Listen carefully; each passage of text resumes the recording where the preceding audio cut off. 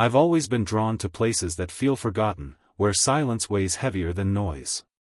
Driving through Idaho, I found towns that seemed frozen in time, abandoned streets, empty homes, and winds that whisper through broken windows. Standing there, I couldn't shake the feeling that these towns remember every life that once lived here. The air felt heavy, almost like the mountains themselves were watching. It's not just the isolation, it's the sense of real human struggle, dreams that faded, and lives that were forced to leave. Join me as I explore the top 5 creepiest small towns in Idaho. Don't miss out on more real creepy adventures. Hit that subscribe button and join me on every exploration. 1. Burke, Idaho, USA. I remember the first thing I noticed when I reached Burke, Idaho, USA was the silence. Not the peaceful kind, but the kind that feels heavy, like the place is holding its breath. The road into town was so narrow that it felt like the mountains were slowly closing in on me. Tall, dark canyon walls stood on both sides, blocking most of the sunlight. Even in the middle of the day, Burke felt dim and cold. As I walked deeper into the town, I realized how strange its layout really was. The railroad track runs straight through the middle of Burke, not beside it. Old buildings sit tightly packed along the tracks, almost pressed against the rock walls. It felt uncomfortable standing there, knowing that trains still pass through this place. I couldn't stop thinking about how dangerous daily life must have been when people actually lived here. Burke was once a booming silver mining town in the late 1800s. Thousands of miners came here hoping to get rich. Standing there, I tried to imagine the noise, the crowds, and the excitement. But now, all that energy is gone. Most buildings are abandoned, their windows dark and broken. Some structures lean slightly, as if they are tired of standing after all these years. What really stayed with me was the feeling of isolation. There is no open town center, no park, no place to gather. Just a narrow strip of land trapped between stone walls. I felt uneasy knowing that landslides have happened here before, sometimes burying parts of the town. It suddenly made sense why people slowly left. Nature was always stronger than Burke. As I stood near the tracks, a distant train horn echoed through the canyon. The sound bounced off the walls and came back distorted, almost haunting. For a moment, I felt small and exposed. If something went wrong here, help would be far away. When I finally turned back, I felt relief leaving Burke behind. It isn't scary because of ghosts or stories. It is creepy because it is real. Real danger, real abandonment, and real human struggle still cling to this narrow canyon town. Burke doesn't try to scare you. It simply shows you what happens when a town is built in a place that never truly wanted people there. 2. Atomic City, Idaho, USA. When I arrived in Atomic City, Idaho, USA, the first thing I felt was confusion. The name sounds loud and powerful, but the place itself felt quiet and almost forgotten. I parked my car near a small, empty street and stepped out. The air was dry, and the wind moved slowly, carrying dust across the road. It didn't feel like a town that was alive. It felt like a place that had already been left behind. As I walked forward, I noticed how spread out everything was.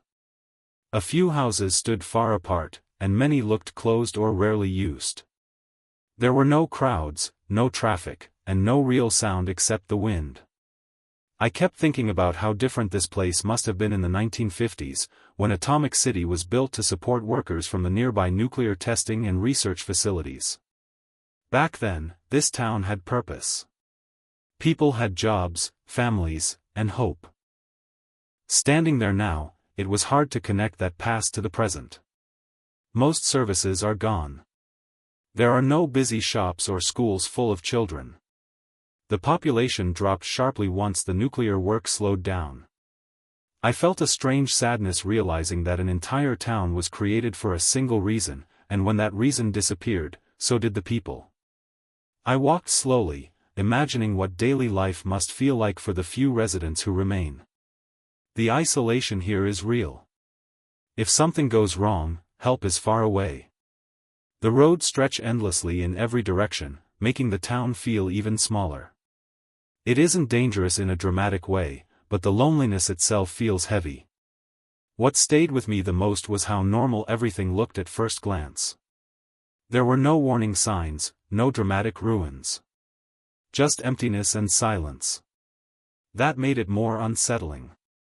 Atomic City doesn't scare you instantly. It slowly sinks in. When I left, I looked back one last time. Atomic City felt like a reminder of how fragile towns can be. Built quickly, abandoned slowly, and left standing with only memories. It didn't feel miserable because of horror stories.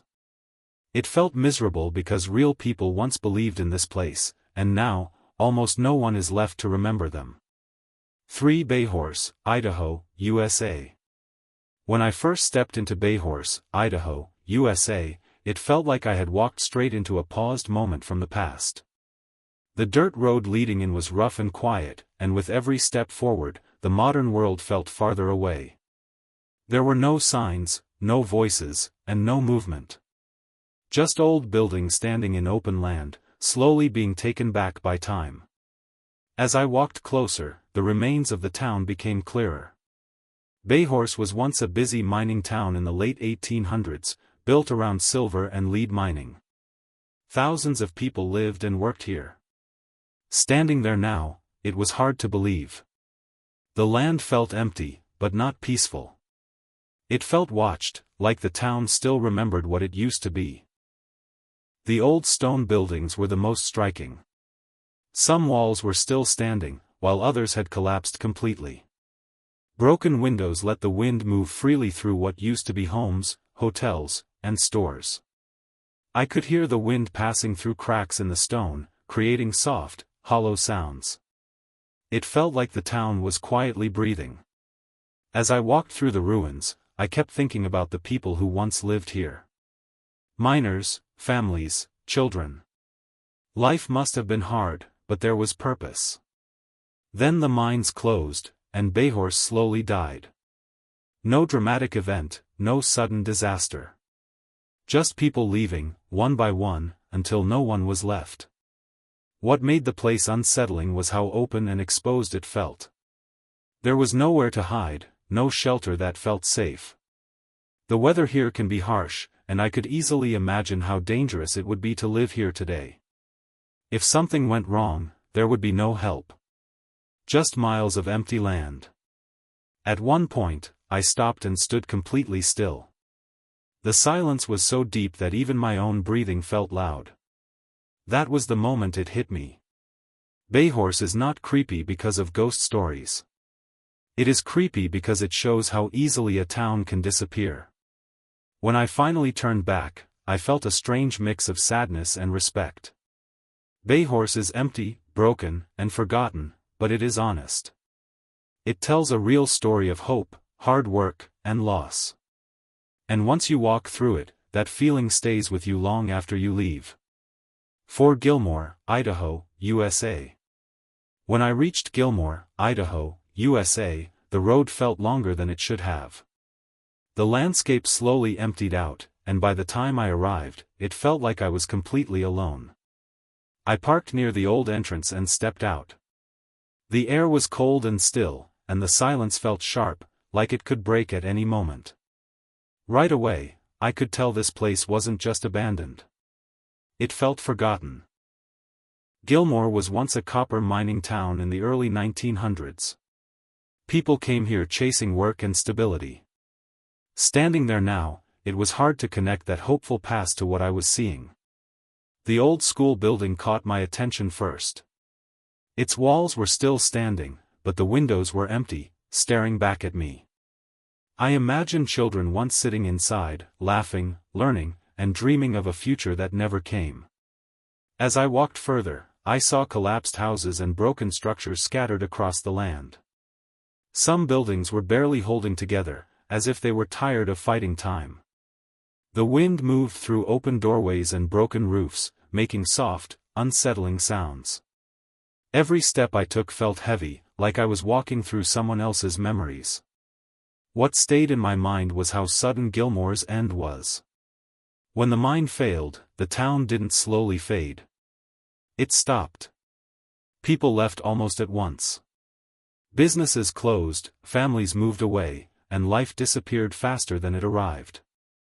I stood there trying to picture that moment, when people realized there was no future left here. The isolation hit me hardest. There are no nearby towns, no quick way out. If something happens here, you are on your own. I felt exposed standing in the open, surrounded by empty land and broken buildings. It made me understand why staying would have been impossible. Before leaving, I turned back and looked at Gilmore one last time. It didn't feel angry or dramatic. It felt quiet and defeated. Gilmore isn't creepy because of legends or ghosts. It is creepy because it shows how fragile towns are. One failure, one wrong moment, and everything people built can vanish. Walking away, I felt like I wasn't just leaving a place behind.